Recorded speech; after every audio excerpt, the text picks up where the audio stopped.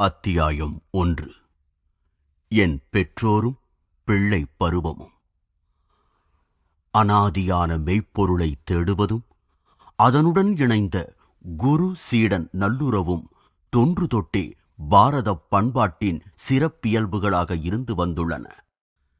என் வழியும் தெய்வத்தன்மை உள்ளதொரு தவ முனிவரிடம் என்னை கொண்டு சென்றது. அழகு மிளிர்ந்த அவரது வாழ்க்கை கால ஏடுகளில் பொறிக்கப்பட்டுள்ள ஒன்று. பாரதத்தின் உண்மையான செல்வங்களாக கருதப்படுகின்ற ஞானிகளில் அவரும் ஒருவராவார். புராதன எகிப்து, பாபிலோனியா ஆகிய நாடுகளுக்கு ஏற்பட்ட விதி தங்கள் நாட்டிற்கும் ஏற்பட்டு விடாமல் ஒவ்வொரு தலைமுறையிலும் இத்தகைய ஞானிகள் தோன்றி பாதுகாத்து வந்துள்ளனர். என் குழந்தை பருவத்தின் நினைவுகள் கால வரிசைக்கு அப்பாற்பட்ட முற்பிறப்பின் இயல்புகளை தழுவியனவாக இருக்கக் காண்கிறேன். இமயப் பனிச்சாரல்கள் இடையே ஒரு யோகியாக நான் வாழ்ந்த தொல்கால வாழ்க்கையின் தெளிந்த நினைவுகள் என்னுள் எழுந்தன. கடந்த காலத்தின் இத்தோற்றங்கள் ஏதோ ஒரு வரையறையற்ற தொடர்பின் மூலமாக வருங்காலத்தை கூட காண உதவின. குழந்தை பருவத்தின் இயலாமையினால் எழுந்த அவமானங்கள் பற்றி இன்னும் எனக்கு ஞாபகம் இருக்கிறது. உணர்ச்சிகளை சுதந்திரமாக வெளிப்படுத்தும் திறமையின்றி இருந்ததையும் நடமாட இயலாதிருந்ததையும் நான் மனக்கசப்புடன் உணர்ந்தேன். என் உடலின் பலவீனத்தை நான் உணர்ந்தபோது பிரார்த்தனைகள் என்னுள் பொங்கி எழுந்தன. தீவிர உணர்ச்சிகரமான என் வாழ்க்கை பன்மொழி வார்த்தைகளில் என் மனதுள் வெளிப்பட்டது. என்னுள் ஏற்பட்ட பன்மொழிகளின் குழப்பத்திற்கிடையில் நான் படிப்படியாக என்னுடையவர்களின் வங்காளச் சொற்களை செவிமடுக்கப் பழகிக்கொண்டேன். பொம்மைகளுடனும் கால் விரல்களுடனுமான விளையாட்டிற்குள் அடங்கிவிட்டதாக பெரியவர்களால் கருதப்படும் மழலையின் மனம்தான் எத்துணை ஏமாற்றவல்லது. என் உள்மனக் கொந்தளிப்பும் அதற்கு ஈடுகொடுக்க முடியாத என் உடலும் அடிக்கடி பிடிவாதமான அழுகைகளை உண்டாக்கின. என் வேதனையைக் கண்டு எதுவும் செய்வதறியாத என் குடும்பத்தினரின் திகைப்பை நான் நினைவு கூர்கிறேன். மகிழ்ச்சி நிறைந்த நினைவுகளும் என்னுள் குவிகின்றன. என் தாயின் சீராட்டல்கள் மற்றும் மழலைச் சொற்களை உதிர்க்கவும் தளிர்நடை பயிலவும் மேற்கொண்ட என் முதல் முயற்சிகள். உடனுக்குடனேயே மறக்கப்படும் இத்தொடக்க வெற்றிகள்தாம் தன்னம்பிக்கையின் இயற்கையான அடிப்படையாகும். தொலைதூரம் ஊடுருவும் என் நினைவுகள் தனிப்பட்ட அனுபவம் இல்லை. வாழ்வுக்கும் சாவுக்கும் இடையே ஏற்படும் திடீர் மாறுதல்கள் தங்கள் உள் உணர்வுகளை தடை செய்யா வண்ணம் பாதுகாத்துக் கொள்ளும் யோகிகள் பலர் உண்டென அறிகிறோம். மனிதன் ஓர் உடல் மட்டுமேயானால் அதை இழக்கும்போது அவனே இல்லாதவனாகி விடுகிறான். ஆனால் காலங்காலமாக தீர்க்கதரிசிகள் கூறுவது உண்மையெனில் மனிதன் அடிப்படையில் உடல் சார்பில்லாத எங்கும் நிறைந்துள்ள ஆன்மாவேதான். வினோதமாக தோன்றிய போதிலும் குழந்தை பருவத்தின் தெள்ளிய நினைவுகள் மிகவும் அபூர்வமில்லை. பல நாடுகளில் பிரயாணம் செய்யும் பொழுது உண்மையே பேசும் அநேகர் வாயிலாக அவர்களுடைய குழந்தை பருவத்தின் நினைவுகளைக் கூட கேட்டறிந்திருக்கிறேன். நான் வடகிழக்கு இந்தியாவில் இமயமலைக்கு அருகிலுள்ள கோரக்பூரில் 1893 ஆண்டு ஜனவரி 5 பிறந்தேன். என் முதல் 8 ஆண்டுகள் அங்கே கழிந்தன. 4 புதல்வர்களும் 4 புதல்விகளுமாக நாங்கள் 8 குழந்தைகள். முகுந்தலால் கோஷ் என்ற நான் 2வது மகனும் 4வது குழந்தையுமாவேன். என் தாய் தந்தையர் வங்காளியர், க்ஷத்திரிய வகுப்பைச் சேர்ந்தவர்கள். இருவரும் இறையருளால் தெய்வத்தன்மையுடன் விளங்கினர். கண்ணியமானதும் சாத்வீகமானதுமாகிய அவர்களது பரஸ்பர அன்பு என்றுமே அற்பமான முறையில் வெளிப்பட்டதில்லை. பெற்றோர்களின் இதமான சூழ்நிலை துள்ளித் திரிந்த 8 இளம் ஜீவன்களுக்கு அமைதி நிறைந்ததொரு மையமாக விளங்கியது. தகப்பனார் பகவதி சரண் கோஷ் அன்பும் ஆழ்ந்த சிந்தனையும் சில சமயங்களில் கண்டிப்பும் உடையவராக இருந்தார். அவரிடம் நாங்கள் மிக பிரியத்துடன் இருந்த போதிலும் மரியாதை காரணமாக சற்று விலகியே இருந்தோம். ஒரு திறமை வாய்ந்த கணித மேதையும் தர்க்க சாஸ்திரத்தில் நிபுணருமான அவர் தன் அறிவினாலேயே பெரும்பாலும் வழிநடத்தப்பட்டார். ஆனால் தாயாரோ இதயங்களின் ஓர் அரசியாக இருந்து எங்களுக்கு அன்பின் மூலமாகவே கற்பித்தார். தாயாரின் மறைவுக்குப் பின் தகப்பனார் தன் உள்ளார்ந்த கனிவை அதிகம் வெளிப்படுத்தலானார். அச்சமயங்களில் அவருடைய பார்வை என் தாயின் பார்வையைப் போன்று மாறி தோற்றமளிப்பதை நான் பல தடவை கண்டிருக்கிறேன். தாயின் முன்னிலையில் ஆரம்பகால நாட்களில் குழந்தைகளாகிய நாங்கள் மத சாத்திரங்களுடன் இனிப்பும் கசப்புமான தொடர்பு கொள்ளலானோம். தாய் மகாபாரதம், ராமாயணம் ஆகியவற்றிலிருந்து பொருத்தமான கதைகளை அவ்வப்போது சமயத்திற்கு ஏற்றவாறு எங்களை திருத்துவதற்கு திறமையுடன் கூறுவார். இச்சமயங்களில் கண்டிப்பதும் கற்றுக் கொடுப்பதும் சேர்ந்தே நடைபெறும். தகப்பனாருக்கு மரியாதை கொடுக்கும் வகையில் அவர் அலுவலகத்திலிருந்து வரும்போது அவரை வரவேற்க அன்னை குழந்தைகளாகிய எங்களுக்கு பிற்பகலில் அழகாக உடை உடுத்தி அலங்கரித்து விடுவார். பாரதத்தின் பெரிய கம்பெனிகளுள் ஒன்றான வங்காள நாக்பூர் ரயில்வேயில் அவர் துணைத் தலைவருக்கு சமமான ஒரு பதவியை வகித்தார். அவர் வேலையின் காரணமாக அடிக்கடி பயணம் செய்ய நேர்ந்தது. என் குழந்தை பருவத்தில் எங்கள் குடும்பம் பல நகரங்களில் வசித்தது. தேவை உள்ளவர்களுக்கு தாராளமாக அள்ளித் தருபவர் அன்னை. தந்தையும் கனிவான குணம் உடையவர்தாம். எனினும் சட்ட ஒழுங்கு முறையில் அவருக்கிருந்த பற்றுதல் குடும்ப வரவு செலவு வரையிலும் பரவியிருந்தது. ஒரு தடவை அன்னை 2 வாரங்களில் தந்தையின் 1 மாத வருமானத்திற்கும் அதிகமாகவே ஏழைகளுக்கு அன்னமிடுவதில் செலவழித்து விட்டார். தகப்பனார், நான் கேட்டுக்கொள்வதெல்லாம் நீ உன் தான தர்மங்களை தயவு செய்து சமாளிக்கக்கூடிய ஒரு வரையறுக்குள் வைத்துக்கொள் என்பதுதான் என்றார். தன் கணவரின் ஒரு சிறு குற்றச்சாட்டு கூட தாய்க்கு வேதனை தந்தது. குழந்தைகளிடம் தன் மனத்தாங்கலை பற்றி எந்த குறிப்பும் காட்டாமல் அவர் ஒரு குதிரை வண்டி கொண்டு வரும்படி கட்டளையிட்டார். நல்லது, நான் என் அன்னையின் வீட்டிற்கு செல்கிறேன் என்றார். காலங்காலமாக கடைபிடிக்கப்படும் ஒரு கடைசி அஸ்திரம். நாங்கள் எல்லோரும் அதிர்ச்சி அடைந்து அழுது புலம்பினோம். நல்ல வேளையாக எங்கள் தாய்மாமன் அச்சமயத்தில் வந்து சேர்ந்தார். அவர் சில அனுபவம் மிக்க அறிவுரைகளை தந்தையின் காதில் முணுமுணுத்தார். அவை பன்னெடுங்காலமாகவே வழக்கத்தில் இருந்து வருபவை என்பதில் ஐயமில்லை. தந்தை சில சமாதான சொற்களை கூறிய பின்னர் அன்னை மகிழ்ச்சியுடன் வண்டியை திருப்பி அனுப்பினார். என் தாய் தந்தையருக்கு இடையே நான் அறிந்த ஒரே பூசல் இவ்வாறு முடிந்தது. ஆனால் அவர்களுக்கே உரித்தான ஒரு வாக்குவாதம் எனது நினைவிற்கு வருகிறது. கஷ்டத்தினால் நம் வீடு தேடி வந்திருக்கும் ஓர் அபாக்கியவதிக்கு தயவு செய்து ஒரு 10 ரூபாய் கொடுங்களேன். அன்னையின் முறுவலில் அதற்கே உரித்தான தூண்டுதல் இருந்தது. 10 ரூபாய் எதற்கு? 1 ரூபாய் போதுமானது. தகப்பனார் ஒரு தகுந்த காரணத்தையும் சேர்த்துக் கொண்டார். எனது தந்தையும் அவருடைய பெற்றோர்களும் திடீரென இறந்ததும் எனக்கு முதலாக ஏழ்மையைப் பற்றிய அனுபவம் ஏற்பட்டது. பல மைல்கள் நடந்து பள்ளி செல்லும் முன் எனது ஒரே காலை உணவு ஒரு சிறிய வாழைப்பழம்தான். பிறகு நான் பல்கலைக்கழகத்தில் படிப்பை தொடரும்போது எனது அத்தியாவசிய தேவையினால் உந்தப்பட்டு ஒரு செல்வந்தரான நீதிபதியிடம் மாதந்தோறும் எனக்கு 1 ரூபாய் உதவி செய்யுமாறு முறையிட்டேன். அவர் 1 ரூபாய் கூட பெரிய தொகைதான் என்று கூறி நிராகரித்து விட்டார். பார்த்தீர்களா, அந்த ரூபாயின் மறுப்பை எவ்வளவு கசப்பாக நினைவு கூர்கிறீர்கள்? அன்னையின் இதயம் உடனடியாக வாதிட்டது. அவசரமாக தேவைப்படும் 10 ரூபாய் மறுக்கப்படுவதை உங்களைப் போலவே இப்பெண்ணும் வேதனையுடன் பிற்காலத்தில் நினைவு கூற வேண்டுமென்றா நீங்கள் விரும்புகிறீர்கள்? உனக்குத்தான் வெற்றி. காலங்காலமாக வெல்லப்பட்டு வரும் கணவன்மார்களின் முகபாவத்துடன் அவர் தனது கைப்பையை திறந்தார். இதோ ஒரு 10 ரூபாய் நோட்டு. இதை எனது நல்வாழ்த்துக்களுடன் அவளிடம் கொடு.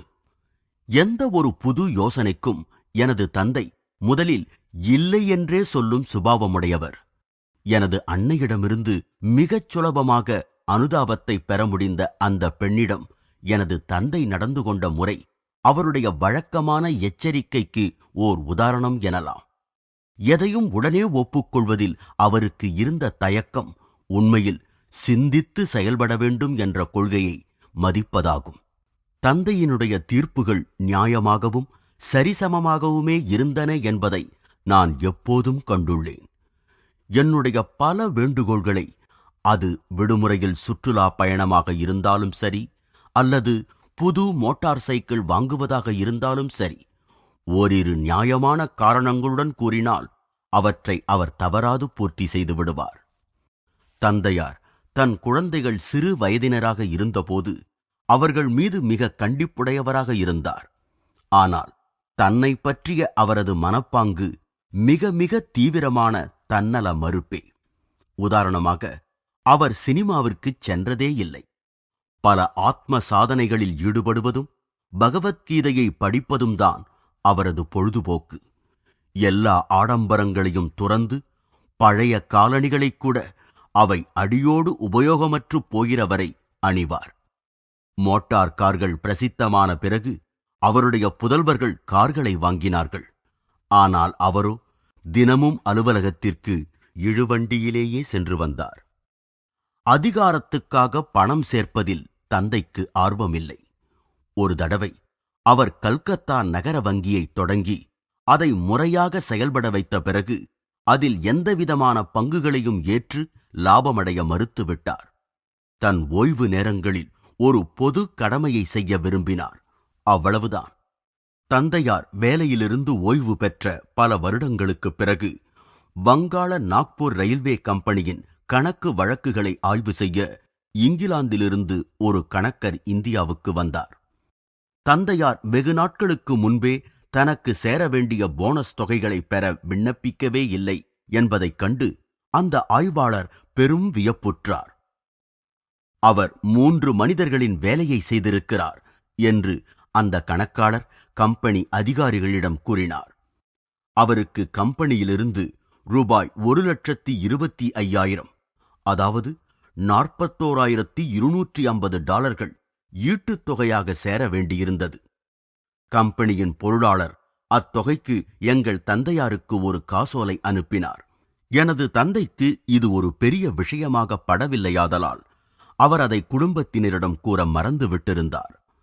வெகு நாட்களுக்குப் பின் வங்கியிலிருந்து வந்த அறிவிப்பில் பெரும் வைப்புத் தொகை குறிக்கப்பட்டிருப்பதை பார்த்து எனது தம்பி விஷ்ணு அவரிடம் இதை பற்றி விசாரித்தான். தந்தையார், இந்த பொருளாதார லாபத்தை பற்றி பெருமைப்படுவானேன்? எதையும் சமநிலையில் பார்க்க வேண்டும் என்ற கொள்கை உடையவன் லாபத்தால் மகிழ்வதுமில்லை, நஷ்டத்தால் கலங்குவதும் இல்லை. இவ்வுலகில் மனிதன் வரும்போது ஒரு காசு கூட இல்லாமல் தான் வருகிறான், போகும் பொழுதும் ₹1 கூட இல்லாமல் தான் போகிறான் என்பது அவனுக்கு தெரியும் என்றார். எனது பெற்றோர்கள் அவர்கள் மணவாழ்வின் தொடக்க காலத்திலேயே காசியில் வசித்த லாகிரி மகாசயர் என்ற பெரிய மகானின் சீடர்களாக ஆனார்கள். இந்த தொடர்பு இயல்பாகவே தந்தையிடம் காணப்பட்ட மனக்கட்டுப்பாட்டுணர்வை மேலும் உறுதி பெறச் செய்தது. ஒரு தடவை எனது மூத்த சகோதரி ரோமாவிடம் எனது அன்னை, உன் தந்தையும் நானும் வருடம் ஒரு முறைதான் மக்கட்பேறு பெற வேண்டி கணவன் மனைவியாக இருப்போம் என்று குறிப்பிடத்தக்க செய்தி ஒன்றை கூறினார். தந்தையார் லாகிரி மகாசயரை வங்காள நாக்பூர் ரயில்வேயின் கிளை ஒன்றில் ஊழியராக இருந்த அவினாஷ் பாபுவின் மூலமாக சந்தித்தார். கோரக்பூரில் பாரத தேசத்தின் பல மகான்களைப் பற்றி எனது இளமனதை கவரும் வண்ணம் அநேக கதைகளை அவினாஷ் பாபு எனக்கு கூறினார். அவர் எப்பொழுதும் தன் குருவின் அருமை பெருமைகள் கூடிய புகழுரையோடுதான் தன் கதைகளை முடிப்பது வழக்கம். உன் தந்தையார் எப்படிப்பட்ட அசாதாரணமான சூழ்நிலையில் லாகிரி மகாசயரின் சீடர் ஆனார் என்பது பற்றி நீ எப்பொழுதாவது கேள்விப்பட்டிருக்கிறாயா? ஒரு சாவகாசமான கோடை மாலை வேளையில் நானும் அவினாஷ் பாபுவும் எங்கள் வீட்டு வளாகத்தில் உட்கார்ந்திருந்த பொழுது அவர் ஆவலை கிளறும் இந்த கேள்வியை என்னிடம் கேட்டார். நான் ஆர்வமுடன் ஒரு புன்முறுவலைச் சிந்தி இல்லை என்பதற்கு அடையாளமாக தலையை அசைத்தேன். பல வருடங்களுக்கு முன்பு நீ பிறப்பதற்கு முன்னால் நான் எனது மேலதிகாரியான உன் தந்தையிடம் காசியில் இருந்த எனது குருதேவரை சந்திப்பதற்காக ஒரு வாரம் எனது அலுவலக பணிகளிலிருந்து விடுப்பு கேட்டேன். உன் தகப்பனார் எனது திட்டத்தை ஏளனம் செய்தார். அவர், நீ என்ன ஒரு மத வெறியனாகப் போகிறாயா என்று கேட்டுவிட்டு, முன்னுக்கு வருவதில் உனக்கு விருப்பம் இருந்தால் உன் அலுவலக பணிகளில் கவனம் செலுத்து என்று கூறிவிட்டார். அன்று நான் வருத்தத்துடன் ஒரு தோப்பு வழியாக வீட்டிற்கு நடந்து வந்தபோது பல்லக்கில் வந்து கொண்டிருந்த உன் தந்தையை சந்தித்தேன். அவர் தன் பல்லக்கையும் வேலைக்காரர்களையும் அனுப்பிவிட்டு என்னுடன் நடக்கத் தொடங்கினார். என்னை சமாதானப்படுத்தும் முறையில் லோகாயதமான வெற்றிகளுக்கு முயற்சிப்பதில் உள்ள லாபத்தை எனக்கு சுட்டிக்காட்டினார். நான் விருப்பமில்லாமல் அதை கேட்டுக்கொண்டு வந்தேன். ஆனால் எனது இதயம், லாகிரி மகாசயா, தங்களை காணாமல் என்னால் வாழ முடியாதே என்று திரும்ப திரும்ப கூறிக்கொண்டிருந்தது.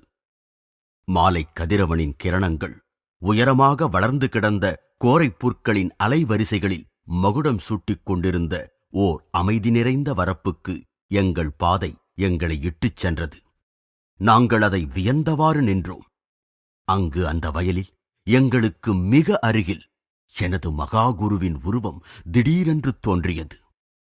இது பெரிய மகான்களின் அற்புத திறன்களைப் பற்றி 30வது அத்தியாயம் அதிசயங்களின் விதியில் விளக்கப்பட்டுள்ளது.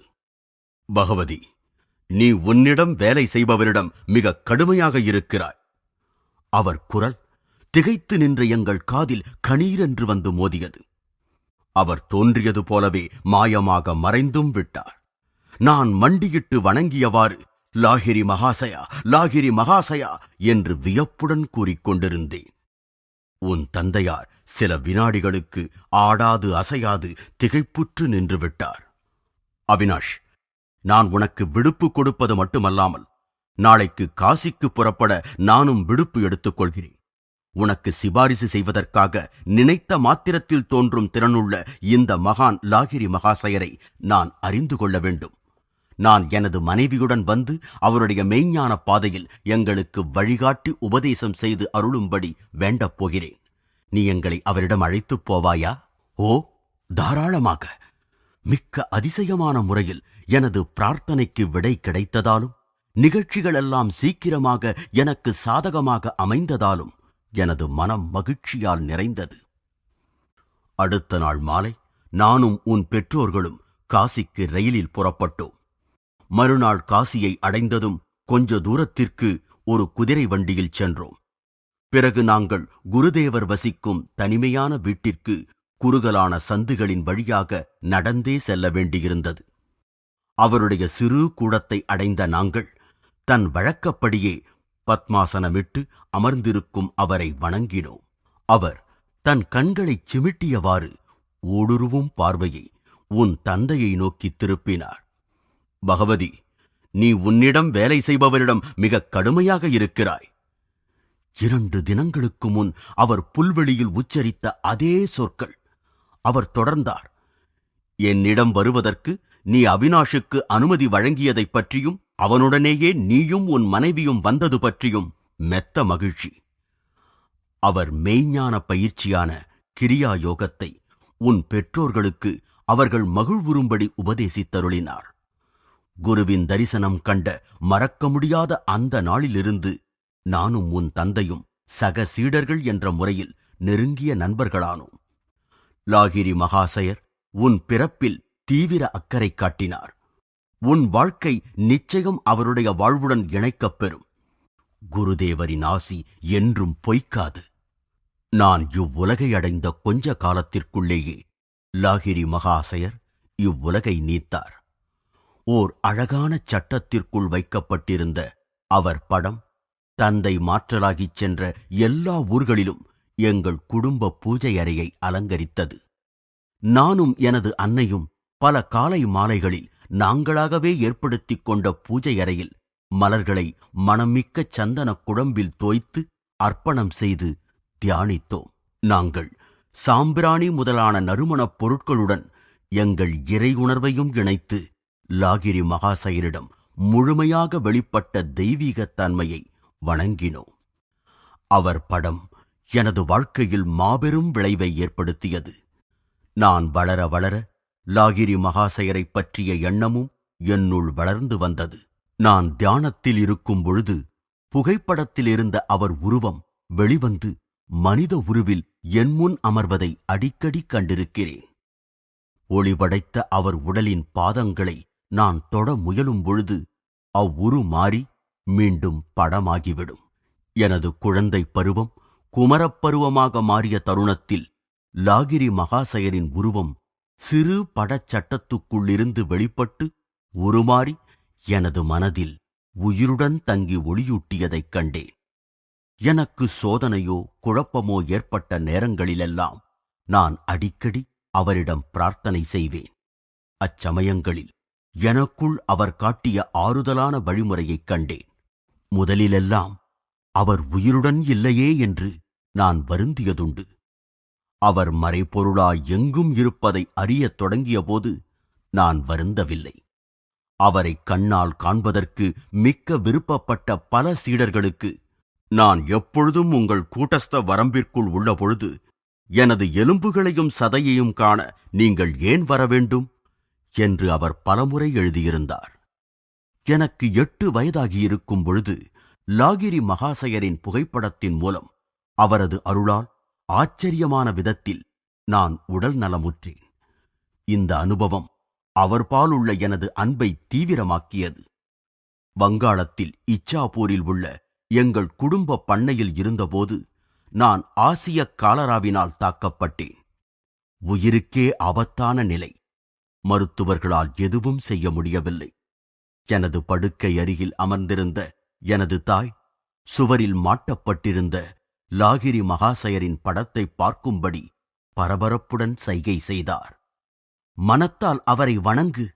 நான் கையை தூக்கி கும்பிடக்கூட சக்தியற்றிருந்தேன் என்பது எனது அன்னைக்கு தெரிந்திருந்தது. நீ உண்மையான பக்தியுடன் உள்ளத்துள் அவரை மண்டியிட்டால் உன் உயிர் காப்பாற்றப்படும். அவர் புகைப்படத்தை நான் உற்று நோக்கிய பொழுது அங்கே கண்களை கூச வைக்கும் ஓர் ஒளி என்னையும் அந்த அறை முழுவதையும் சூழ்ந்ததைக் கண்டேன். என்னுடைய குமட்டலும் கட்டுக்கடங்காத மற்ற அறிகுறிகளும் மறைந்தன. நான் நலமடைந்தேன். உடனே தன் குருவின் மீது எனது அன்னைக்குள்ள அளவற்ற நம்பிக்கையை போற்றும் வகையில் அவர் பாதங்களை தொட்டு குனிந்து வணங்கும் அளவிற்கு எனக்கு உடலில் தெம்பு உண்டாயிற்று. அன்னை திரும்ப திரும்ப அச்சிறு படத்தை தன் தலையால் தொட்டு வணங்கினார். எங்கும் நிறைந்திருக்கும் குருவே, தங்கள் ஒளி எனது மகனை நலமடையச் செய்ததற்கு நான் நன்றி கூறுகிறேன்.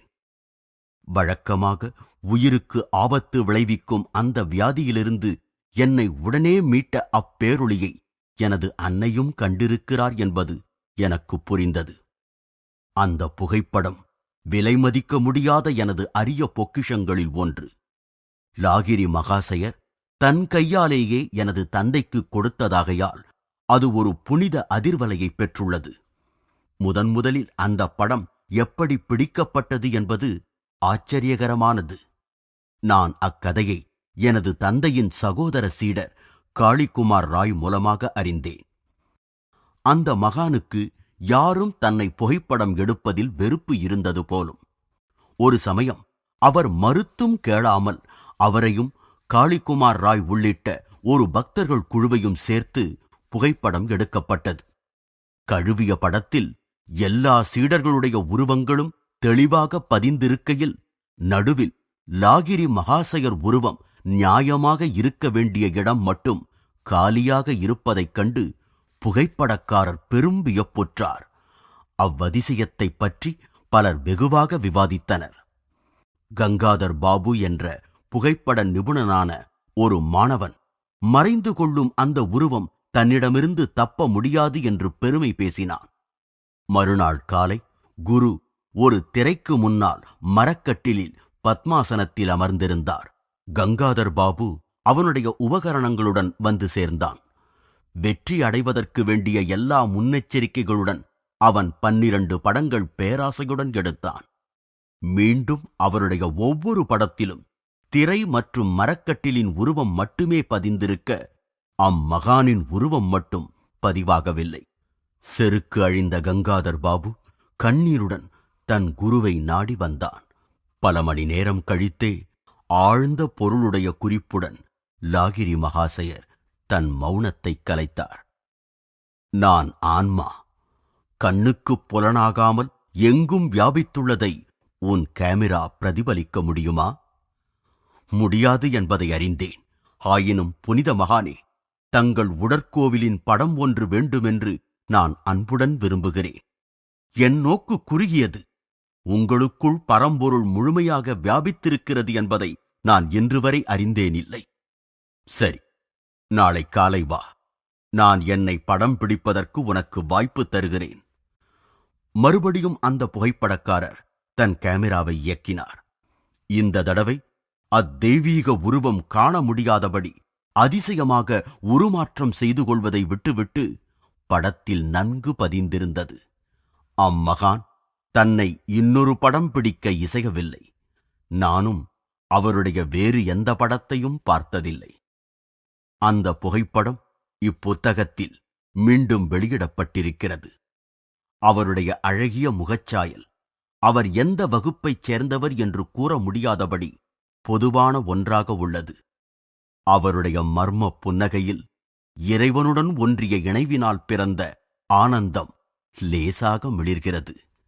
அவரது அரைக்கண் திறந்த பார்வை இவ்வுலகில் அவருக்கு பெயரளவில்தான் நாட்டம் உள்ளது என்பதையும், அரைக்கண் மூடியிருப்பது உள்ள ஆனந்தத்தில் திளைத்திருப்பதையும் காட்டுவதற்கே ஆகும்.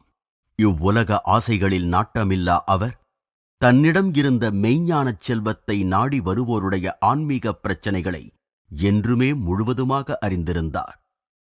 இக்குருவின் படத்திலுள்ள சக்தியினால் நான் உடல் நலமுற்ற சில நாட்களுக்குள்ளேயே மகத்தான ஓர் ஆன்மீக தரிசனம் கண்டேன். ஒரு காலை வேளை எனது படுக்கையில் உட்கார்ந்தபடியே நான் ஓர் ஆழ்ந்த தியானத்தில் ஈடுபட்டேன். மூடிய கண்களின் இருளுக்குப் பின் யாதுளது? எனது உள்மனதில் இந்த ஆராய்ச்சி எண்ணம் வலுவாக எழுந்தது. உடனே எனது அகக்கண்களின் உள்நோக்கில் ஒரு பேரொளி உருக்கொண்டது. எனது நெற்றியினுள்ளே ஒளிர்ந்த ஒரு பெருந்திரையில் மலைக் குகைகளில் தியான கோலத்தில் விற்றிருக்கும் தெய்வ தவ முனிவர்களின் உருவங்கள் சிறிய திரைப்படங்கள் போன்று தோன்றின. நீங்கள் யார்? நான் இறைந்து பேசினேன். நாங்கள் இமாலயத்தில் உள்ள யோகிகள். அத்தெய்வீக விடையை வர்ணிப்பது கடினம். எனது மனம் மகிழ்ச்சியில் துள்ளியது. ஆகா, நானும் இமாலயத்திற்கு வந்து உங்களைப் போன்று ஆவதற்கு ஏங்குகிறேன். அத்தோற்றம் மறைந்தது. ஆயினும் அவ்வெள்ளிக் கிரணங்களின் பேரொளி என்றும் விரிந்த வளையங்களாகி எல்லையில்லாமல் பறந்தன. இந்த அதிசய ஒளி யாது? நான் ஈஸ்வரன், நான் ஒளி. அக்குரல் மேகங்களின் முழக்கம் போல் இருந்தது. நான் உன்னுடன் இரண்டரக் கலக்க விரும்புகிறேன். எனது தெய்வீக பரவச நிலையிலிருந்து நான் மெல்ல விடுபட்டபோது இறைவனை தேட வேண்டுமென்ற அவா நிரந்தரமாக என்னுள் நிலைத்துவிட்டது. அவன் என்றும் புதிய அழியாத பேரின்பம். இந்த நினைவு அத்தரிசனம் பெற்ற பின் நெடுங்காலத்திற்கு நீடித்தது. இன்னொரு இளமைக்கால நினைவும் குறிப்பிடத்தக்கது. ஏனெனில் அந்நிகழ்ச்சியின் விளைவாய் எனது உடலில் ஏற்பட்ட ஒரு வடு இன்றும் உள்ளது. நானும் எனது அக்கா உமாவும் ஒரு நாள் அதிகாலையில் எங்கள் கோரக்பூர் வீட்டு வளாகத்தில் ஒரு வேப்ப மரத்தடியில் அமர்ந்திருந்தோம்.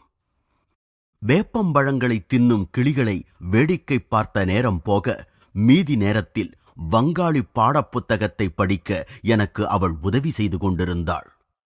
உமா தன் காலில் ஒரு கட்டி இருப்பதாக முறையிட்டு ஒரு களிம்பு ஜாடியை கொண்டு வந்தாள். நான் எனது முன் கையில் கொஞ்சம் களிம்பை தடவிக்கொண்டேன். நன்றாக இருக்கும் கையில் எதற்கு மருந்தை பூசுகிறாய்? சரி அக்கா, நாளைக்கு எனக்கும் கட்டி வரும் எனத் தோன்றுகிறது. கட்டி வரப்போகும் இடத்தில் தடவி உன் களிம்பை நான் பரிசோதிக்கிறேன். போடா பொய்யனே! அக்கா, நாளை காலை என்ன நடக்கப் போகிறது என்பதை பார்ப்பதற்கு முன்னால் என்னை பொய்யன் என கூறாதே. என்னுள் ஆத்திரம் மிகுந்தது. உமா நம்பாமல் 3 தடவைகள் திரும்ப திரும்ப ஏளனம் செய்தாள். நான் அவளுக்கு மெதுவாக பதில் கூறுகையில் ஓர் அசையாத தீர்மானம் எனது குரலில் ஒலித்தது. எனது இச்சா சக்தியினால் நான் கூறுகிறேன். நாளைக்கு எனது கையில் இதே இடத்தில் ஒரு பெரிய கட்டி தோன்றும். உன் கட்டியும் இப்போது இருப்பது போல் 2 மடங்காக வீங்கிவிடும்.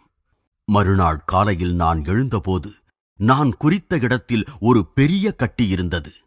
உமாவின் கட்டியும் 2 மடங்காகி இருந்தது. ஒரு கூச்சலுடன் எனது தமக்கை அம்மாவிடம் ஓடினாள். முகுந்தன் ஒரு சூனியவாதி ஆகிவிட்டான். சொற்களின் சக்தியை என்றும் தீங்கிழைக்க உபயோகிக்கலாகாது என்று எனது அன்னை மனதில் பதியும்படி எனக்கு அறிவுரை கூறினார். நான் அந்த புத்திமதியை என்றும் நினைவில் வைத்து அதன்படியே நடந்து வந்திருக்கிறேன். எனது கட்டிக்கு அறுவை சிகிச்சை செய்யப்பட்டது. மருத்துவரின் அறுவையினால் ஏற்பட்ட அத்தழும்பு இன்றும் உள்ளது. எனது வலது முன்னங்கை மனிதனின் வெறும் வார்த்தைகளுக்கு உள்ள சக்தியை என்றென்றும் நினைவூட்டுகிறது. உமாவிடம் பேசிய அந்த எளிய சொற்றொடர்கள் தீங்கற்றனவாக தோன்றினாலும் ஆழ்ந்த மன ஒருமையுடன் உச்சரிக்கப்பட்டன.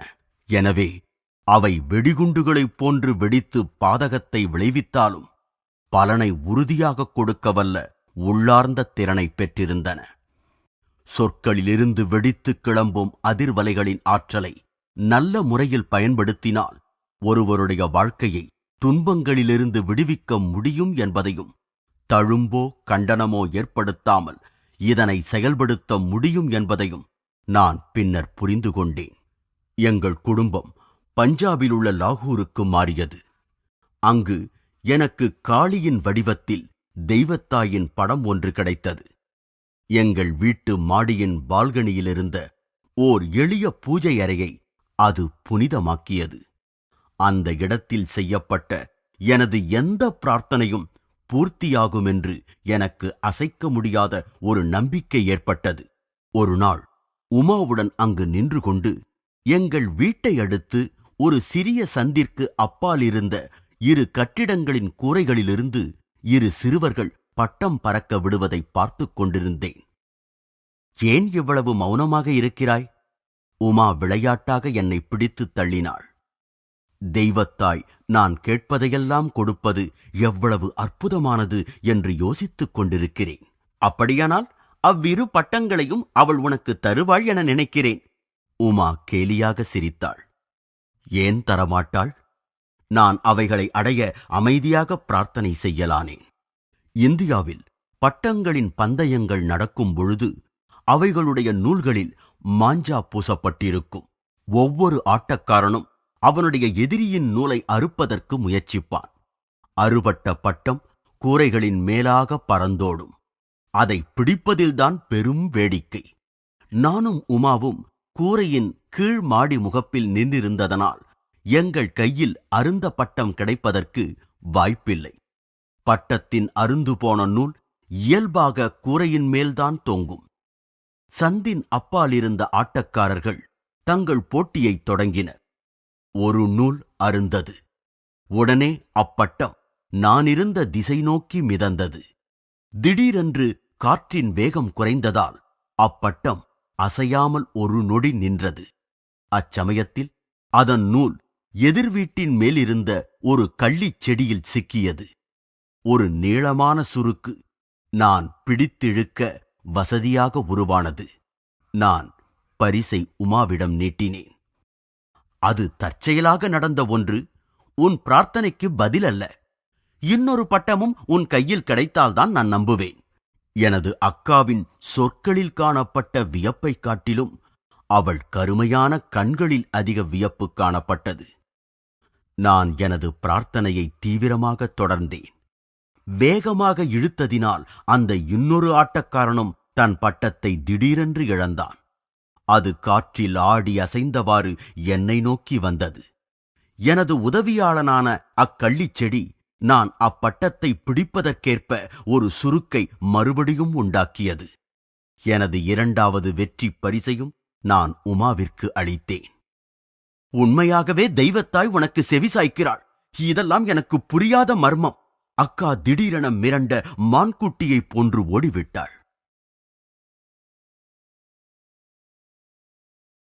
அத்தியாயம் 2. எனது அன்னையின் மறைவும் மாயத்தாயத்தும். எனது அண்ணனுக்கு திருமணம் செய்து வைப்பதில் எனது அன்னை அடங்கா ஆர்வம் கொண்டிருந்தார். அனந்தாவின் மனைவி முகத்தை நான் கண்டுவிட்டால் எனக்கு பூலோக சுவர்க்கம் கிடைத்த மாதிரிதான். குடும்பத்தின் வம்ச விருத்திக்காக அவரது திடமான பாரத பண்பாட்டு உணர்ச்சியினை இவ்வார்த்தைகளில் அன்னை வெளியிடுவதை நான் அடிக்கடி கேட்டிருக்கிறேன். அனந்தாவின் நிச்சயதார்த்தத்தின் பொழுது எனக்கு வயது கிட்டத்தட்ட 11 இருக்கலாம். அன்னை விவாக ஏற்பாடுகளை மகிழ்ச்சியுடன் மேற்பார்வையிட்டவாறு கல்கத்தாவில் இருந்தார். நானும் எனது தந்தையும் மட்டும் வட இந்தியாவில் பரேலியில் எங்கள் வீட்டிலிருந்தோம். லாகூரில் 2 வருடங்கள் வசித்த பிறகு எனது தந்தைக்கு அங்கு மாற்றலாகியிருந்தது. நான் முன்னமேயே எனது 2 மூத்த சகோதரிகளான ரோமா, உமா ஆகியவர்களின் திருமண வைபவங்களை கண்டிருக்கிறேன். ஆனால் மூத்த மகனான அனந்தாவுக்கு விவாக ஏற்பாடுகள் உண்மையிலேயே மிக விரிவாக நடந்தன. தினந்தோறும் தொலைதூர வீடுகளிலிருந்து கல்கத்தா வந்து சேரும் கணக்கற்ற உறவினர்களை அன்னை வரவேற்றுக் கொண்டிருந்தார். அவர்களை 50 ஆம்ஹெஸ்ட் தெருவில் புதிதாக வாங்கியிருந்த பெரிய வீட்டில் சௌகரியமாக தங்கச் செய்தார். விருந்திற்கு வேண்டிய தின்பண்டங்கள், மணப்பெண் வீட்டிற்கு அனந்தாவை அழைத்துச் செல்வதற்கான ஆடம்பர ஆசனம், வண்ண தீப வரிசைகள், காகித அட்டைகளாலான பெரிய யானைகளும் ஒட்டகங்களும், ஆங்கில, ஸ்காட்ச் மற்றும் இந்திய வாத்திய இசைகள், வேடிக்கை காட்டுபவர்கள், புராதன விவாகச் சடங்குகளை செய்ய புரோகிதர்கள் எல்லாம் தயார். நானும் எனது தந்தையும் சடங்கிற்குரிய நேரத்தில் குடும்பத்துடன் சேருவதற்கு உற்சாகத்துடன் ஆயத்தம் செய்து கொண்டிருந்தோம். ஆயினும் அந்த முக்கியமான நாளுக்கு முன் கெட்ட நிமித்தமான தோற்றம் ஒன்றைக் கண்டேன். பரேலியில் ஒரு நாள் நடுநிசி எனது தந்தையின் அருகில் எங்கள் வீட்டு வெளிக்கூடத்தில் படுத்து உறங்கிக் கொண்டிருந்த பொழுது படுக்கையின் மேல் கொசுவலையின் விசித்திரமான படபடப்பால் நான் எழுப்பப்பட்டேன். அம்மெல்லிய திரைகள் அகன்றதும் எனது அன்னையின் அன்பு உருவத்தைக் கண்டேன். "உன் தந்தையை எழுப்பு." அவர் குரல் மெல்ல ஒலித்தது. "என்னை பார்க்க வேண்டுமெனில் இன்று காலை 4 மணிக்கு புறப்படும் முதல் ரயிலை பிடியுங்கள். கல்கத்தாவிற்கு உடனே வந்து சேருங்கள்." அந்த ஆவி உருவம் மறைந்தது. "அப்பா, அப்பா, அம்மா இறந்து கொண்டிருக்கிறார்." எனது குரலிலிருந்த திகில் அவரை உடனே எழுப்பியது. நான் அந்த அவலச் செய்தியை விம்மியவாறே கூறி முடித்தேன். "உன் மனப்பிரமையைப் பற்றி கவலைப்படாதே. ஒரு புதிய சூழ்நிலைக்கு தந்தை வெளிப்படுத்தும் அவருக்கே உரிய மறுப்பை இப்பொழுதும் தெரிவித்தார். உன் தாயார் நல்ல ஆரோக்கியத்துடனேயே இருக்கிறார். ஏதாவது கெட்ட செய்தி வந்தால் நாம் நாளை புறப்படுவோம். இப்பொழுதே புறப்படாததற்கு நீங்கள் உங்களையே மன்னிக்கப் போவதில்லை." மிகுந்த வேதனை என்னை மேலும் கசப்புடன் பேச வைத்தது. "நானும் உங்களை என்றும் மன்னிக்க மாட்டேன்." கவலை தோய்ந்த அந்த காலை பொழுது திட்டவட்டமான சொற்களுடன் வந்தது. "அன்னையின் உடல்நிலை கவலைக்கிடம். விவாகம் ஒத்திவைக்கப்பட்டிருக்கிறது. உடனே வரவும்." தந்தையும் நானும் கலக்கத்துடன் கிளம்பினோம். எனது சித்தப்பா வழியில் வண்டி மாறும் இடத்தில் எங்களை சந்தித்தார். ஒரு ரயில் வண்டி எங்களை நோக்கி பேரிரைச்சலுடன் மிக வேகமாக அருகில் வருவது தெரிந்தது. என் உள்மனக் கொந்தளிப்பால் அந்த ரயில் பாதையில் குதித்து விடலாமா என ஒரு திடீர் எண்ணம் எழுந்தது. ஏற்கனவே அன்னையை பறிகொடுத்து விட்டதாக நான் உணர்ந்ததால் திடீரென்று சூன்யமாகிவிட்ட உலகை பொறுத்துக் கொள்ள முடியாது என எனக்கு தோன்றியது. இவ்வுலகிலேயே மிக சிநேகமுடையவராக எனது தாயை நான் நேசித்து வந்தேன். ஆறுதலான அவருடைய கரிய விழிகள்தாம் எனது குழந்தைப் பருவத்தில் சிறு சிறு துன்பங்கள் ஏற்பட்ட போது எனக்கு அடைக்கலம் அளித்தவை. "அவர் இன்னும் உயிரோடு இருக்கிறாரா?" எனது சித்தப்பாவிடம் இந்த கடைசி கேள்விக்காக நான் நின்றேன். எனது முகத்தில் இருந்த நம்பிக்கை இழந்த நிலையை புரிந்து கொள்ள அவருக்கு வெகுநேரமாகவில்லை. "நிச்சயமாக உயிரோடுத்தான் இருக்கிறார்" என்றார். ஆனால் நான் அவரை சிறிதும் நம்பவில்லை.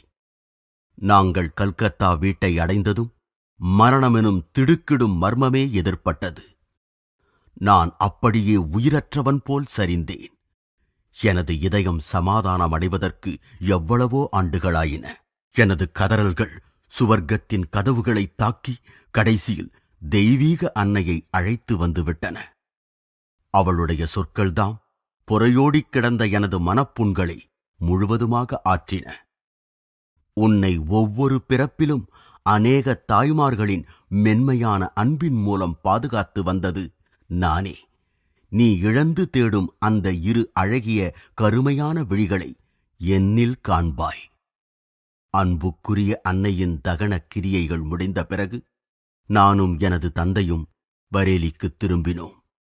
ஒவ்வொரு நாளும் அதிகாலையில் எங்கள் பங்களாவின் முன்னிருந்த மென்மையான பசும்பொன் வண்ண புல்தரைக்கு நிழல் தந்து கொண்டிருந்த ஒரு பெரிய பவழ மல்லிகை மரத்தடிக்கு நான் சோக நினைவு யாத்திரை செல்வேன். மனதில் கவிதை உணர்வு ஊறும் பொழுது அந்த புல்வெளி பீடத்தில் வெண்மையான பவழமல்லி மலர்கள் தாங்களாகவே பக்தியுடன் உதிர்வதாக நான் நினைத்தேன். காலை பனித்துளியில் எனது கண்ணீர் கலக்கும்போது வினோதமான வேற்றுலக ஒளி அங்கே வைகறை பொழுதில் வெளிப்படுவதை நான் அடிக்கடி கவனித்தேன். இறைவனுக்காக தீவிர ஏக்கம் என்னை பற்றியது. இமயத்திற்கு பலமாக ஈர்க்கப்படுவதை நான் உணர்ந்தேன். என் ஒன்றுவிட்ட சகோதரர் ஒருவர் எங்களை பரேலியில் சந்தித்தார். அவர் அண்மையில்தான் அப்புனித மலைச்சிகரங்களுக்குச் சென்று திரும்பியிருந்தார். நான் ஆவலுடன் அம்மலைச்சிகரங்களில் வசிக்கும் யோகிகளைப் பற்றியும் சுவாமிகளைப் பற்றியும் அவர் கூறுவதையெல்லாம் ஆவலுடன் கேட்டேன். நாம் இமாலயத்திற்கு ஓடிவிடலாம் என்று ஒரு நாள் பரேலியில் எங்கள் வீட்டு சொந்தக்காரரின் சிறிய மகனாகிய துவாரகா பிரசாத்திடம் நான் கூறிய இந்த யோசனைக்கு அவன் இணங்கவில்லை. அப்பொழுதுதான் தந்தையைக் காண வந்திருந்த எனது தமையனிடம் அவன் இதை வெளிப்படுத்திவிட்டான். நடைமுறைக்கு ஒவ்வாத சிறுவனின் யோசனை என்று சிரிக்காமல் அனந்தா என்னை பரிகாசப் பொருளாக்குவதற்கு கங்கணம் கட்டிக்கொண்டான். எங்கே உன் காவி உடை? அது இல்லாமல் நீ சாமியாராக முடியாதே. ஆனால் அவனுடைய சொற்களால் நான் விவரித்துக் கூற முடியாத வகையில் மகிழ்ச்சி அடைந்தேன். அவன் சொற்கள் நான் சந்நியாசியாகி பாரதம் முழுவதும் சுற்றுவதைப் போன்றதொரு தெளிவான காட்சியை என் முன் கொண்டு வந்தன. ஒரு கால் அவை எனது முற்பிறப்பின் நினைவுகளை எழுப்பியிருக்கலாம். எப்படியாயினும் நெடுங்காலமாக வழக்கத்தில் இருந்து வரும் சந்நியாச ஆசிரம காவி உடைகளை மிக இயல்பான முறையில் அணிவேன் என்பதை நான் புரிந்து கொண்டேன். ஒரு நாள் காலை துவாரகாவுடன் அளவளாவிக் கொண்டிருந்த பொழுது என்னுள் எழுந்த இறையன்பு மடை திறந்த வெள்ளம் போல் பெருகியது. எனது பேச்சை அவன் ஓரளவே கவனித்தாலும் நான் முழு மனதுடன் எனது ஒவ்வொரு சொல்லையும் கேட்டுக்கொண்டிருந்தேன். அன்று பிற்பகல் நான் இமயத்தின் அடிவாரத்தில் இருக்கும் நைனிதாலை நோக்கி ஓடிவிட்டேன். என்னை அனந்தா தீர்மானமாகத் தொடர்ந்தான். நான் வருத்தத்துடன் பரேலி திரும்ப வேண்டியதாயிற்று. அதிகாலையில் நான் வழக்கமாகச் செல்லும் பவழமல்லி மரத்தடி யாத்திரை மட்டும்தான் எனக்கு அனுமதிக்கப்பட்டது. எனது இதயம் நான் இழந்த இரு தாய்களுக்காக அழுதது. ஒருவர் மனித உருவிலான அன்னை, இன்னொருவர் தெய்வீக அன்னை.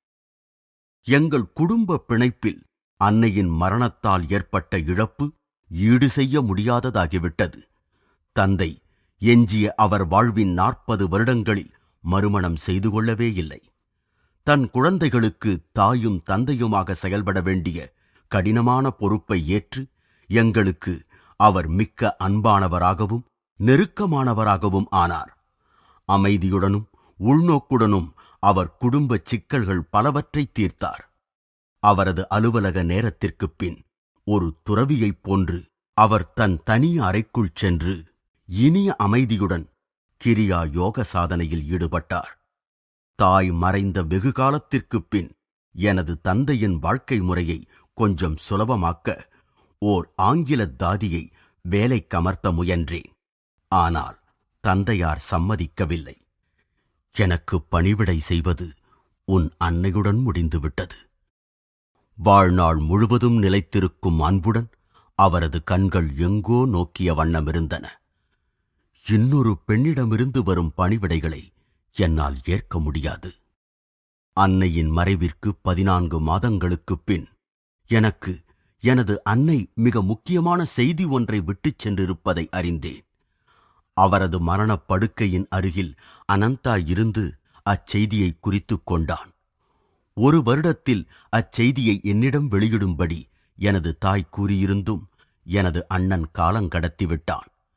எனது தாய் அவனுக்காக பார்த்து வைத்திருந்த பெண்ணை மணம் செய்து கொள்ள சீக்கிரமே அவன் பரேலியை விட்டு கல்கத்தாவிற்கு புறப்படுவதாயிருந்தது.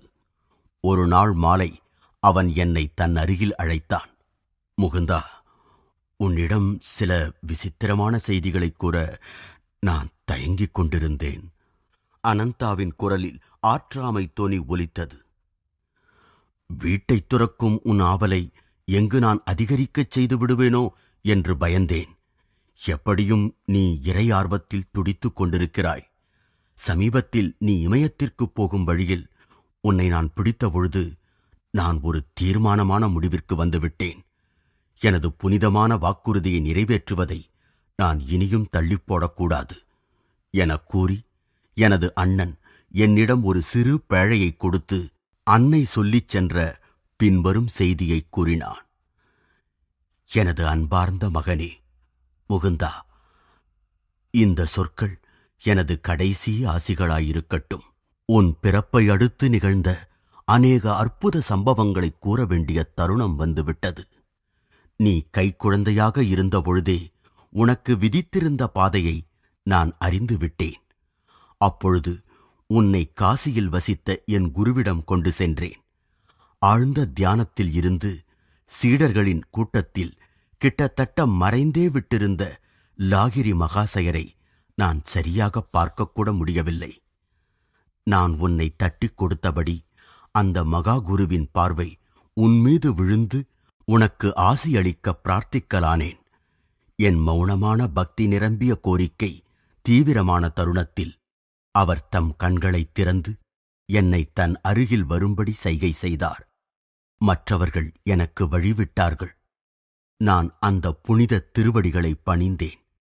லாகிரி மகாசயர் உன்னை தன் மடியில் இருத்திக் கொண்டு ஞானோபதேசம் செய்யும் வகையில் தன் கையை உன் நெற்றியின் மீது வைத்தார். இளந்தாயே, உன் மகன் ஒரு யோகியாவான். ஆன்மீக ஆற்றலால் அவன் அநேக ஆன்மாக்களை இறைவனின் சாம்ராஜ்யத்திற்கு கொண்டு செல்வான். எல்லாம் அறிந்த குரு என் இரகசிய பிரார்த்தனைக்கு செவிசாய்த்ததைக் கண்டு என் இதயம் ஆனந்தத்தில் துள்ளியது. நீ பிறப்பதற்கு சிறிது காலம் முன்பே அவருடைய வழியை நீ பின்பற்றுவாய் என்று அவர் எனக்கு கூறியிருந்தார். பிறகு என் மகனே, அடுத்த அறையிலிருந்து நானும் உன் அக்கா ரோமாவும் நீ படுக்கையில் அசையாமல் அமர்ந்து இறை பேரொளியை தரிசித்ததைக் கண்டோம். உன் சிறு வதனம் ஒளிமயமாயிருந்தது.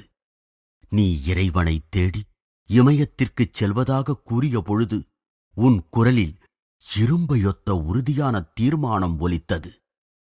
அன்பார்ந்த மகனே, இம்மாதிரியான நிமித்தங்களால் உன் பாதை உலக ஆசைகளிலிருந்து வெகுதூரம் விலகியே உள்ளது என்பதை அறிந்து கொண்டேன். என் வாழ்க்கையில் நடந்த குறிப்பிடத்தக்க ஒரு சம்பவம் எனக்கு இன்னும் உறுதியளித்தது. இந்த மரணப்படுக்கைச் செய்தியை அளிக்கும்படி என்னை தூண்டியது. அச்சம்பவம் பஞ்சாபில் ஒரு மகானுடன் நிகழ்ந்த சந்திப்பு. நம் குடும்பம் லாகூரில் வசித்து வந்தபொழுது ஒரு நாள் காலை வேலைக்காரன் என் அறைக்கு வந்தான். அம்மா, ஒரு முன்பின் தெரியாத சாது வந்திருக்கிறார். அவர் முகுந்தனின் அன்னையை காண வேண்டும் என்று வற்புறுத்துகிறார் என்றான். இவ்வெளிய சொற்கள் என் ஆழ்மன தந்திகளைத் தொட்டன. நான் உடனே அந்த விருந்தாளியை வரவேற்கச் சென்றேன். அவர் அடிகளை பணியும் பொழுது என் முன் நிற்பவர் ஒரு மெய்யான தெய்வ மனிதர் என்பதை உணர்ந்தேன். தாயே, பெரும் ஞானிகள் உன் பூலோக வாழ்க்கை முடிய இன்னும் அதிக காலமில்லை என்பதை தெரியப்படுத்த விரும்புகிறார்கள். தாங்கள் அடுத்த தடவை நோயுறும்போது அதுவே உங்கள் ஆயுள் முடிவைக் குறிக்கும். அவருடைய சொற்களுக்குப் பிறகு அங்கு ஒரு மௌனம் நிலவியது. அப்போது எனக்கு எந்தவித அச்சமும் உண்டாகவில்லை. மாறாக பேரமைதியின் அதிர்வை உணர்ந்தேன். கடைசியில் அவர் மறுபடியும் என்னிடம் கூறினார், ஒரு வெள்ளித் தாயத்தை காப்பாற்றும் பொறுப்பை நீ ஏற்க வேண்டும். நான் அதை இன்று உன்னிடம் தருவதாக இல்லை. நான் கூறும் சொற்களில் உள்ள உண்மையை நிரூபிக்க நாளை நீ தியானம் செய்யும்போது அத்தாயத்து தானாகவே உன் கைக்குள் வந்து சேரும். உன் மரணப்படுக்கையில் நீ உன் மூத்த மகன் அனந்தாவிடம் அவன் 1 வருடம் அத்தாயத்தை வைத்திருந்த பின்னர் உன் 2வது மகனிடம் அதை கொடுக்கும்படி தெரிவிக்க வேண்டும். முகுந்தன் பெரிய ஞானிகளிடமிருந்து அந்த தாயத்தின் பொருளை அறிவான். அவன் உலக ஆசைகளை முற்றும் துறந்து கடவுளை நோக்கி தீவிர நாட்டத்துடன் செல்ல தயாராகும் தருணத்தில் அது அவன் கையில் கிடைக்க வேண்டும். சில வருடங்கள் அவன் அந்த தாயத்தை வைத்திருந்து அதனுடைய பலன் அவனுக்கு கிட்டியதும் அது மறைந்துவிடும். எவ்வளவு ரகசியமான இடத்தில் வைக்கப்பட்டிருந்தாலும் அது எங்கிருந்து வந்ததோ அங்கு திரும்பிவிடும். நான் அவருக்கு காணிக்கை அளித்து மிக்க மரியாதையுடன் அவரை வணங்கினேன். அவர் நான் அளித்தவைகளை பெற்றுக்கொள்ளாமல் ஆசி கூறி புறப்பட்டு விட்டார். மறுநாள் மாலை நான் கூப்பிய கரங்களுடன் தியானத்தில் அமர்ந்திருந்த பொழுது அந்த சாது வாக்களித்தது போலவே ஒரு வெள்ளித் தாயத்து என் உள்ளங்கைகளுக்கிடையில் தோன்றியது. அது என் கையுள் வந்துள்ளது என்பதை அதனால் ஏற்பட்ட மிருதுவான குளிர்ந்த உணர்ச்சியினால் தெரிந்து கொண்டேன். நான் அதை 2 வருடங்களுக்கு மேலாக விழிப்புடன் காத்து வந்து இப்பொழுது அதை அனந்தாவின் பாதுகாப்பில் விட்டுச் செல்கிறேன். எனக்காக வருந்தாதே, ஏனெனில் நான் பரம்பொருளிடம் என் குருதேவரால் அழைத்துச் செல்லப்பட்டிருப்பேன். குழந்தாய், நான் விடை பெறுகிறேன். அன்னை பராசக்தி உன்னை காப்பாள். அந்த தாயத்து கிடைத்ததும் ஒரு ஞான பேரொளி என்னை பற்றியது. உறங்கிக் கிடந்த பல நினைவுகள் எழுச்சி பெற்றன. அந்த தாயத்து ஒரு புராதன விந்தைப் பொருள். வட்ட வடிவில் சமஸ்கிருத எழுத்துக்களால் நிரம்பியிருந்தது. மறைமுகமாக என்னை வழிநடத்தி வந்த முற்பிறவிகளின் ஆசான்களிடமிருந்து அது வந்திருக்க வேண்டுமென நான் அறிந்தேன். அதில் இன்னொரு விசேஷமும் இருக்கவே செய்தது. ஆனால் ஒரு தாயத்தின் மகிமையை ஒருவர் முழுவதும் வெண்டுரைக்க முடியாது. அந்த தாயத்து என் வாழ்க்கையில் மிகவும் துன்பமான சூழ்நிலைகளில் எப்படி மாயமாக மறைந்தது என்பதையும், எப்படி அதன் இழப்பு என் குருவை நான் அடைவதற்கு வழிகாட்டியாக இருந்தது என்பதையும் இந்த அத்தியாயத்தில் சொல்வதற்கில்லை. ஆனால் இமயத்தை அடைய வேண்டுமென்ற தன் முயற்சிகள் தடைபட்ட அந்த சிறுவன் நாள்தோறும் அவனுடைய தாயத்தின் சிறகுகளில் வெகு தூரம் பிரயாணம் செய்த வண்ணம் இருந்தான்.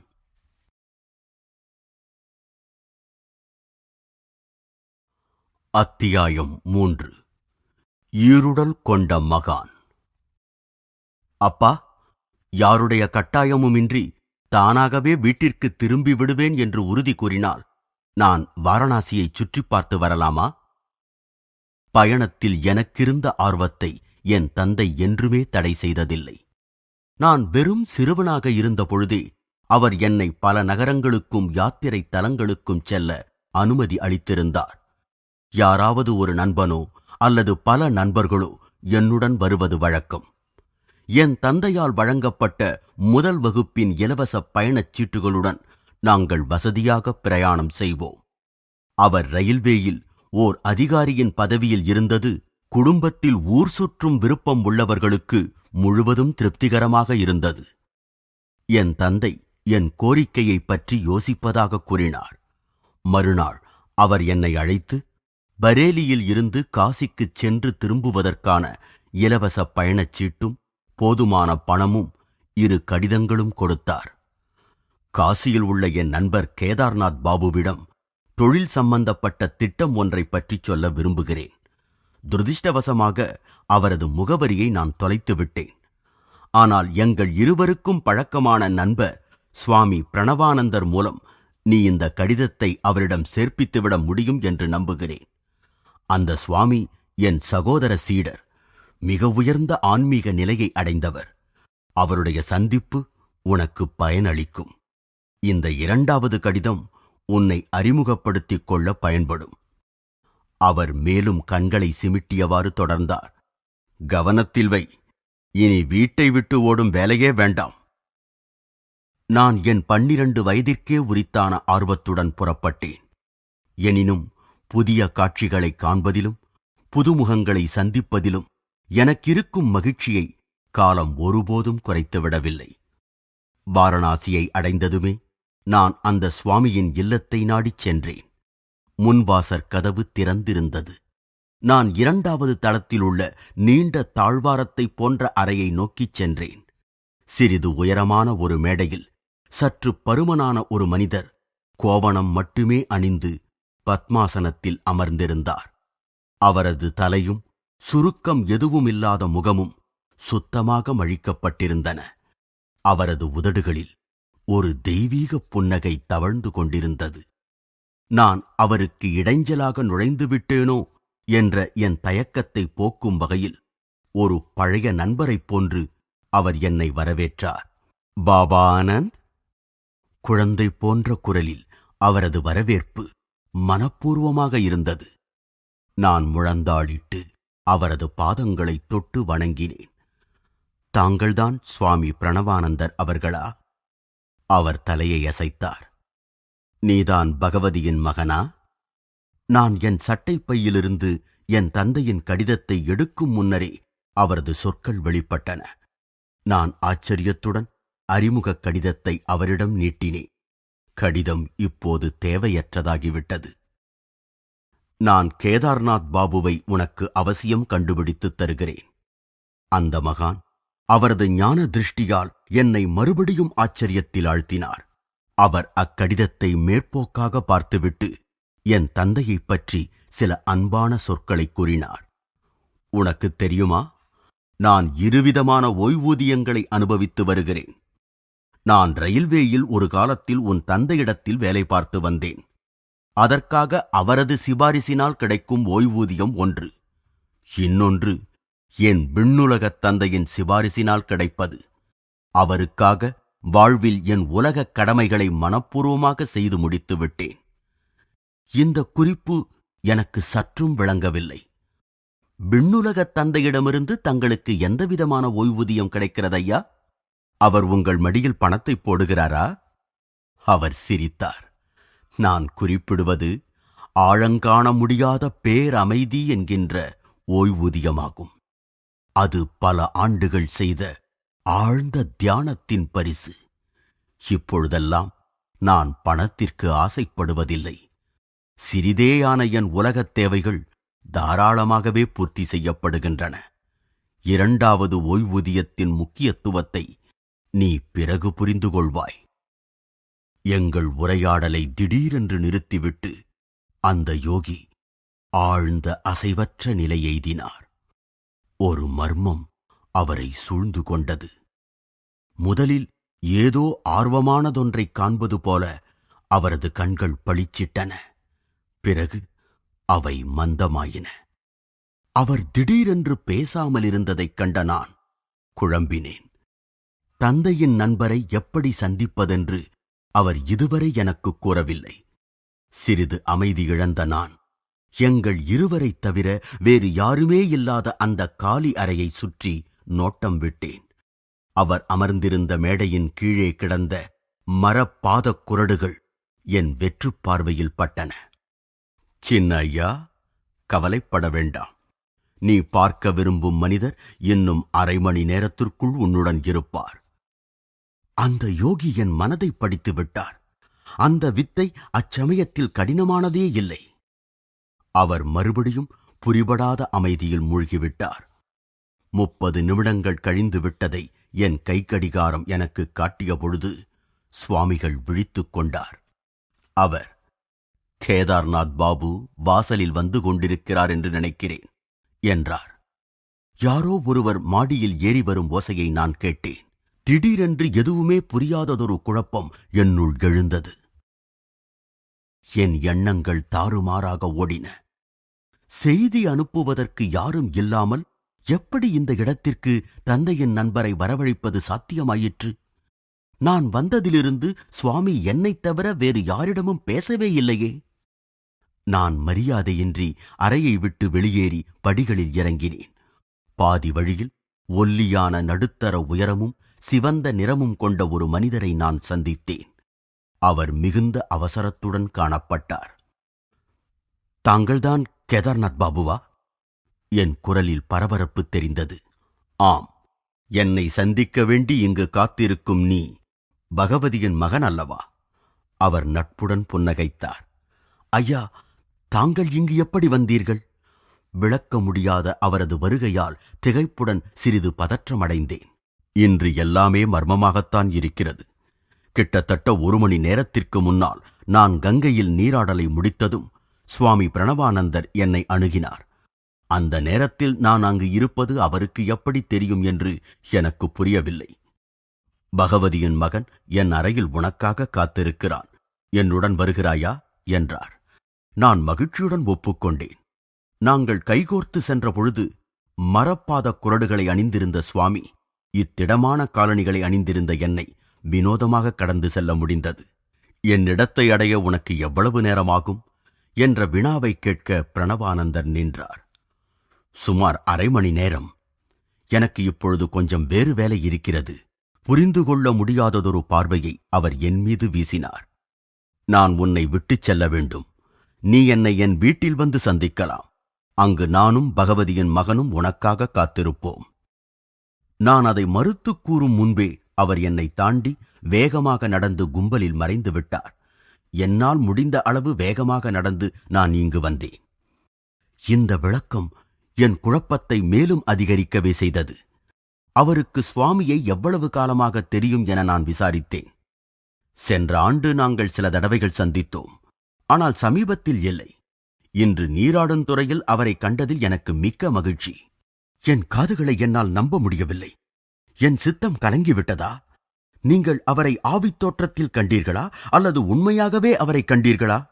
அவரது கையை தொட்டீர்களா? அவரது காலடி ஓசையை கேட்டீர்களா? நீ என்ன சொல்ல விரும்புகிறாய் என்று எனக்கு புரியவில்லை என்று அவர் கோபத்துடன் படபடத்தார். நான் உன்னிடம் பொய் சொல்லவில்லை.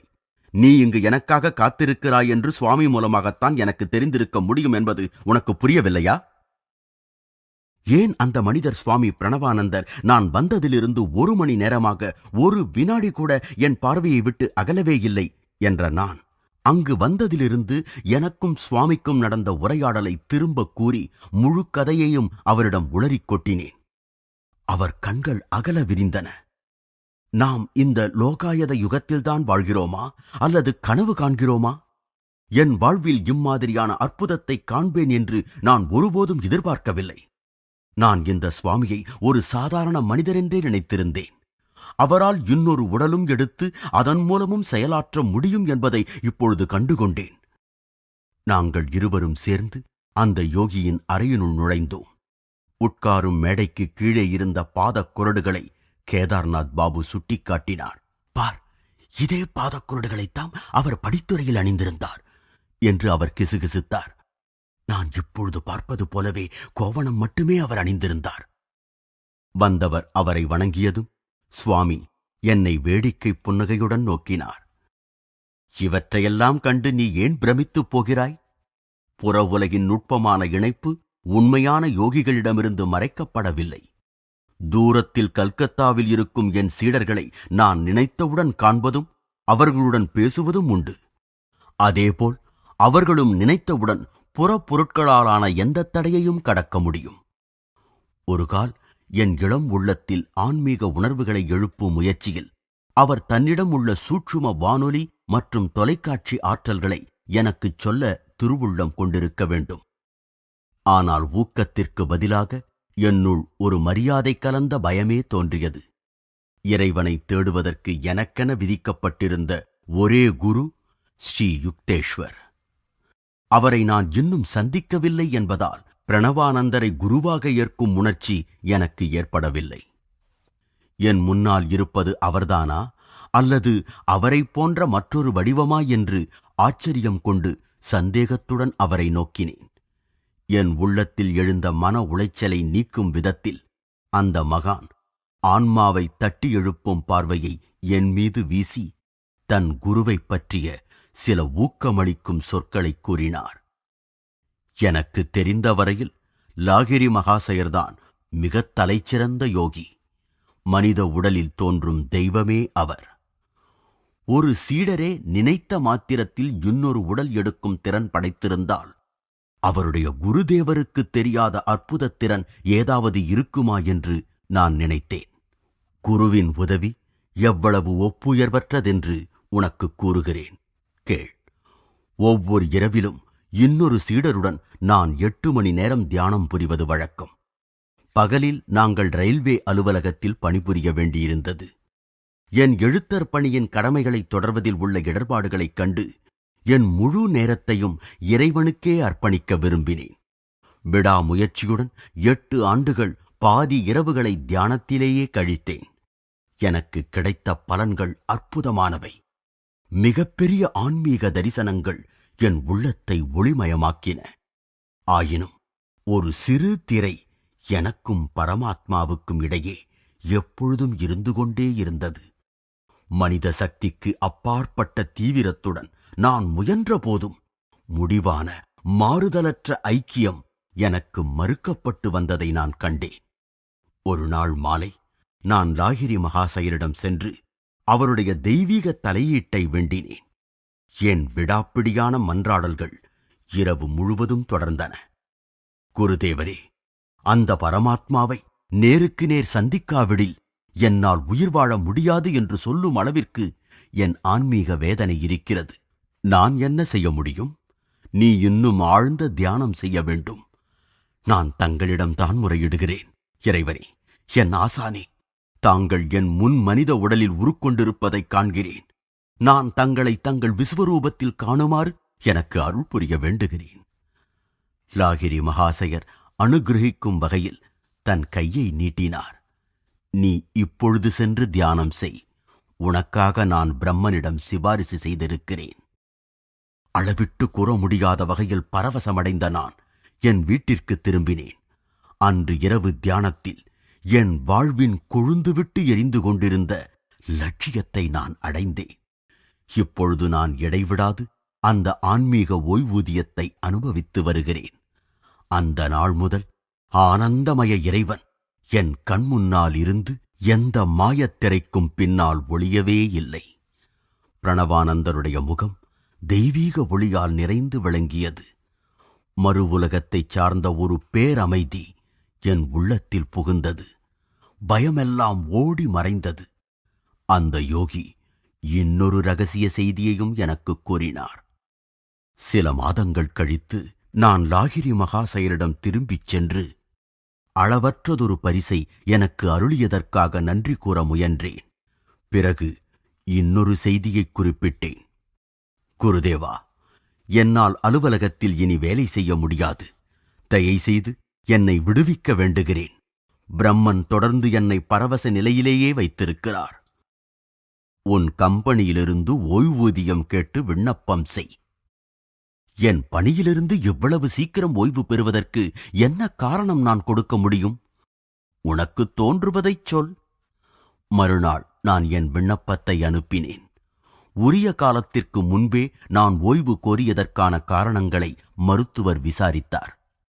வேலை செய்யும் பொழுது என் முதுகுத்தண்டில் பேராற்றலுள்ள ஓர் உணர்வு எழுவதை உணர்கிறேன். அது என் உடல் முழுவதும் பரவி என் கடமைகளை ஏற்ற என்னை தகுதியில்லாதவனாக ஆக்கிவிடுகிறது. அடுத்த கேள்வி எதுவுமே இன்றி அந்த மருத்துவர் என் ஓய்வூதியத்திற்கு வெகுவாக பரிந்துரை செய்தார். விரைவிலேயே அது எனக்கு கிடைத்தது. லாகிரி மகாசயரின் தெய்வீக விருப்பம் அம்மருத்துவர் மற்றும் உன் தந்தை உள்பட ரயில்வே அதிகாரிகள் மூலமாக இயங்கிற்று என்பதை நான் அறிவேன். தாமாகவே அவர்கள் அந்த மகாகுருவின் ஆன்மீக உத்தரவிற்கு கீழ்ப்படிந்து என்னை இறைவனுடன் இடைவிடாது தொடர்பு கொள்ளக்கூடிய ஒரு வாழ்விற்காக விடுதலை செய்தார்கள். அசாதாரணமான இந்த நிகழ்ச்சியை கூறிய பிறகு சுவாமி பிரணவானந்தர் மீண்டும் நீண்ட அமைதியில் ஆழ்ந்துவிட்டார். நான் அவர் பாதங்களை தொட்டு மரியாதையுடன் வணங்கி விடைபெறும் பொழுது அவர் எனக்கு ஆசி கூறினார். உன் வாழ்க்கை துறவு மற்றும் யோக மார்க்கத்திற்கு உரியது. பின்னால் உன் தந்தையுடன் நான் உன்னை மறுபடியும் சந்திப்பேன். வருடங்கள் செல்லச் செல்ல அவரது 2 ஆருடங்களும் நிறைவேறின. இருள் கவியத் தொடங்கும் பொழுது கேதார்நாத் பாபு என்னுடன் நடந்தார். நான் தந்தையின் கடிதத்தை கொடுத்ததும் அதை அவர் தெருவிளக்கின் வெளிச்சத்தில் படித்தார். உன் தந்தை அவருடைய ரயில்வே கம்பெனியின் கல்கத்தா அலுவலகத்தில் நான் ஒரு பதவியேற்க வேண்டும் என்கிறார். சுவாமி பிரணவானந்தர் அனுபவிக்கும் ஓய்வூதியங்களில் ஒன்றையாவது எதிர்பார்த்தல் எவ்வளவு மகிழ்ச்சி தரக்கூடியது. ஆனால் அது இயலாது. நான் காசியை விட்டு கிளம்ப முடியாது.